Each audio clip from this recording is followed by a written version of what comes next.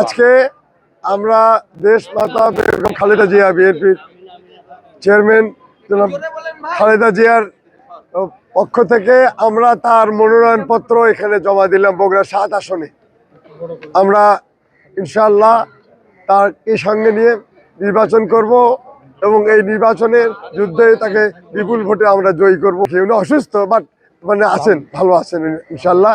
উনি ইশারা দিচ্ছেন, এই কাগজগুলো তো উনি থাম্পপ্রেশার দিয়েছেন, আমরা যে জমা দিয়েছি উনি টিপসই দিয়েছেন, নিজেই দিয়েছেন।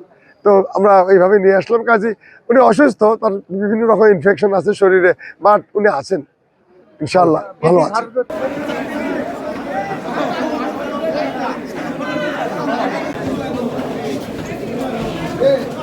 সিলভার টিপ কন্ট্যাক্টে তৈরি নিরাপদ ও নান্দনিক ক্লিক সুইচ নির্ভরতা জীবন জুড়ে।